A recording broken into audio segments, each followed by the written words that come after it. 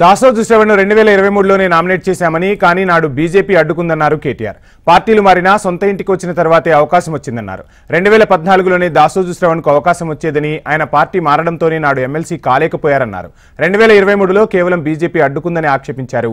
రేవంత్ రెడ్డి మాట ఢిల్లీలో నడవటం లేదని, కాంగ్రెస్లో బీజేపీ కోవర్టులు ఉన్నారని రాహుల్ గాంధీ అన్నారన్నారు. ఎక్కే విమానం దిగే విమానం తప్ప రేవంత్ రెడ్డి చేసేదేమీ లేదన్నారు. 16 నెలలు గడుస్తున్నా పూర్తిస్థాయి మంత్రివర్గాన్ని ఏర్పాటు చేసుకోలేదని ఆక్షేపించారు.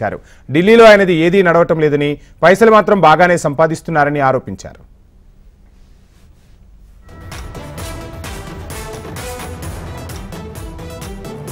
మంచోడని అనుకుంటే జైల్లో వేస్తాడు కాబట్టే రేవంత్ అలా అన్నాడన్నారు కేటీఆర్. కిషన్ రెడ్డి ఆ పని చేయలేడన్నారు.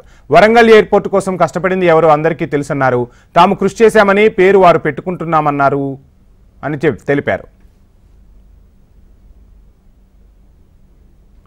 అసెంబ్లీ సమావేశాలకు కేసీఆర్ హాజరవుతారన్నారు కేటీఆర్. ఎల్లుండి గవర్నర్ ప్రసంగానికి కేసీఆర్ హాజరవుతారన్నారు. ఆ తర్వాత కేసీఆర్ కొన్ని కార్యక్రమాలకు సైతం వస్తారని చెప్పారు. కేసీఆర్ స్థాయి వేరు, వీళ్లు మాట్లాడే పిచ్చి మాటలు, పనికిమాలిన మాటలు, కారుకూతలు వినకూడదు అనేది ఆయన ఆలోచన అన్నారు. కాంగ్రెస్ నేతల పనికిమాలిన మాటలు వినడానికి ఒక కుమారుడిగా, పార్టీ ఎమ్మెల్యేగా కేసీఆర్ రావద్దనేది తన అభిప్రాయం అన్నారు. కేసీఆర్ స్థాయికి కాంగ్రెస్లో ఎవరూ సరిపోరన్నారు.